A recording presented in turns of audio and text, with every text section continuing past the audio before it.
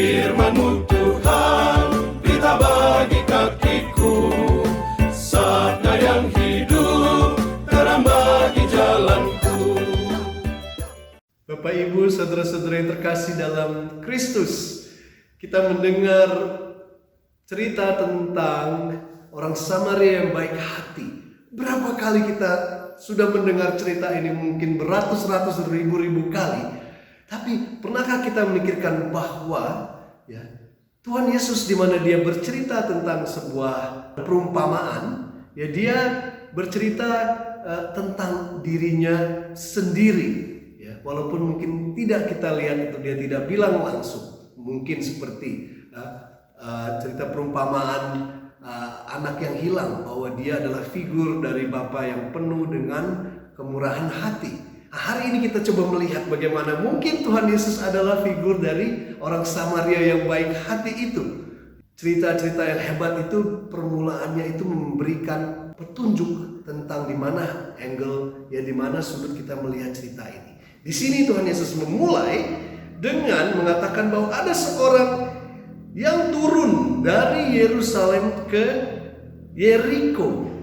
Kita tahu Yerusalem adalah kota di mana bait Allah itu berada. Kota di atas bukit yang indah, dan itu adalah kota di mana semua orang pergi, tempat kekudusan Tuhan itu berada. Sedangkan Yeriko itu jauh di bawah. Dia turun ke bawah.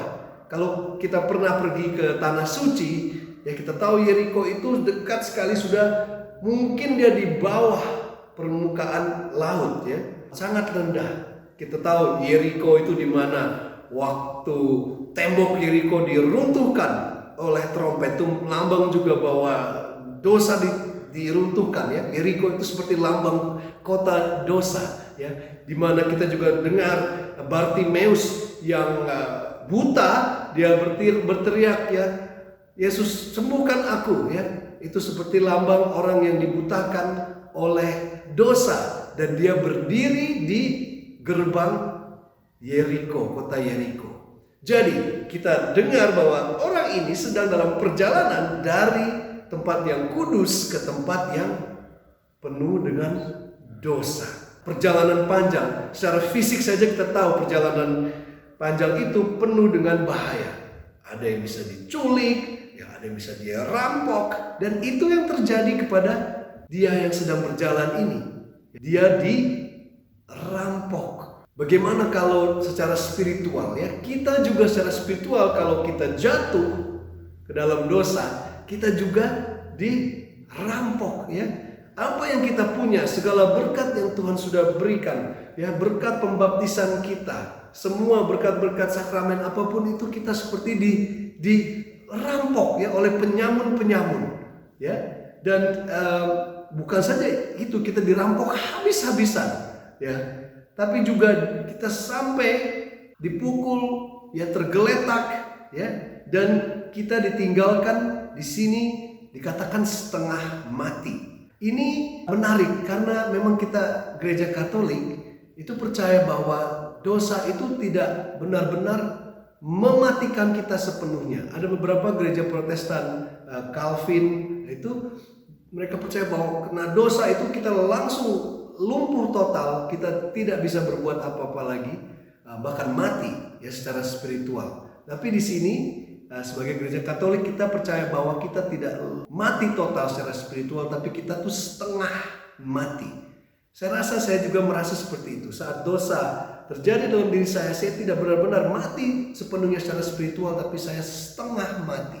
Setengah mati itu artinya kita terkompromi. Kita punya hasrat tidak sesuai dengan kita punya keinginan, tidak sesuai dengan kita punya pikiran, dia sepertinya tidak ada ketidakdamaian. Kita tidak benar-benar mati total, tapi kita setengah mati, berjalan susah sekali karena dilumpuhkan, dirampok oleh dosa. Dan itu terjadi pada orang ini. Lalu kita dengar kebetulan ada seorang imam yang juga turun dari Yerusalem ke Yeriko. Artinya ini imam seperti apa? Ini imam yang juga terkompromi karena dia sedang dalam perjalanan dari kudus ke dosa. Nah, imam yang seperti ini, dan saya juga pasti dalam perjalanan saya banyak kali juga dalam perjalanan dari Yerusalem ke Yeriko, saya tidak hanya bilang bahwa yang lain-lain, tapi saya tidak ya. Kita semua ini ya kaum pendosa seperti Bapak Paulus mengatakan, siapa saya? Saya adalah seorang pendosa, seorang yang sering berjalan dari Yerusalem ke Yeriko. Ya, kita semua pendosa ini seperti imam ini yang dipercayakan akan segala yang kudus itu, dia tidak mampu untuk menolong tetangganya, menolong saudaranya ini karena dia sedang dalam perjalanan dari Yerusalem ke Yeriko, dari kekudusan ke dosa. Pantas kan? Itulah mengapa kita bisa mengerti bahwa ya kadang-kadang imam pun gagal untuk menjadi saudara bagi orang yang membutuhkan. Lalu ada juga seorang Lewi, sama juga di dalam perjalanan dari Yerusalem ke Yeriko, ya dari kekudusan ke dosa sehingga dia tidak mampu untuk menolong itu. Tetapi seorang Samaria yang kita bilang adalah figur Tuhan Yesus yang tersamar ini, dia tergerak hatinya oleh belas kasihan.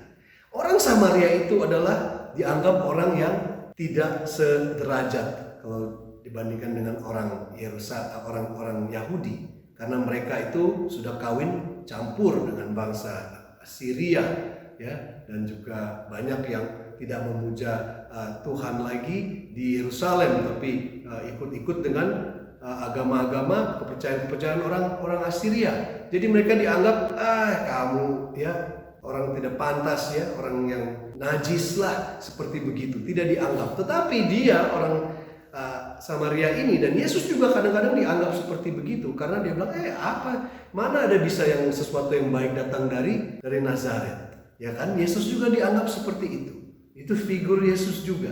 Tetapi orang yang tidak dianggap ini justru karena tergerak hatinya, dia merawat lalu membalut luka-lukanya itu dan menyiraminya dengan minyak dan anggur. Kalau kita dengar minyak dan anggur, apa yang kita ingat ya? Kita ingat bahwa gereja memakai sakramen ya, dengan minyak, dengan anggur. Ada minyak saat kita dibaptis, saat kita menerima krisma, saat kita ditahbiskan ya. Ada minyak juga saat kita disembuhkan ya, minyak penyembuhan. Nah, minyak adalah lambang juga dari sakramen, juga dengan anggur yang berubah menjadi darah Kristus. Jadi ya Tuhan Yesus sebagai orang Samaria itu, dia datang dan dia membawa sakramen dalam gereja untuk memberikan ya kesembuhan, perawatan bagi mereka yang terluka karena dosa. Kita melihat Bapak Paulus mengatakan bahwa gereja itu seperti sebuah rumah sakit berjalan ya. Nah, inilah image lambang ya rumah sakit berjalan yang dibawa oleh orang Samaria itu ya, yang adalah Tuhan Yesus. Dia membawa gereja sebagai rumah sakit berjalan dengan sakramennya dan memberikan kesembuhan, perawatan bagi mereka yang terluka karena dalam perjalanan menuju dosa. Lalu dikatakan lagi, setelah itu keesokan harinya ia menyerahkan 2 dinar kepada pemilik penginapan itu ya. Dia membayar. Kalau kita tahu bahwa Tuhan Yesus adalah sang penebus, the redeemer, saat dia tebus ya, dia bayar, tapi tidak hanya bayar dengan 2 dinari saja, dia bayar dengan darahnya yang suci, yang begitu mahal ya. Tuhan Yesus menebus kita. Ini lambang di sini cerita ini bahwa dia membayar dengan 2 dinari dan dia akan kembali lagi pada saat nanti Tuhan Yesus kembali yang kedua kali. Di sini juga bilang, waktu saya kembali, saya akan tebus sisanya semua.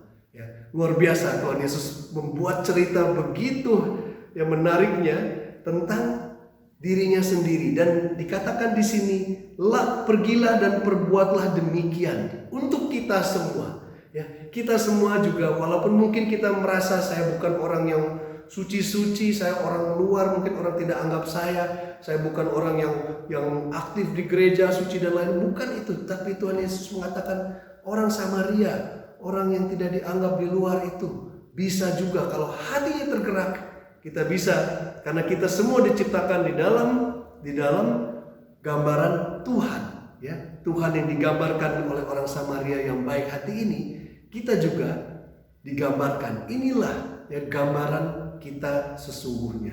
Mari saudara-saudariku, kita mencari cara biarlah hati kita dilunakkan sehingga bisa tergerak dan kita bisa menjadi saudara-saudari yang mengasihi saudara-saudari kita yang sedang terluka karena dosa. Biarlah namanya selalu dimuliakan.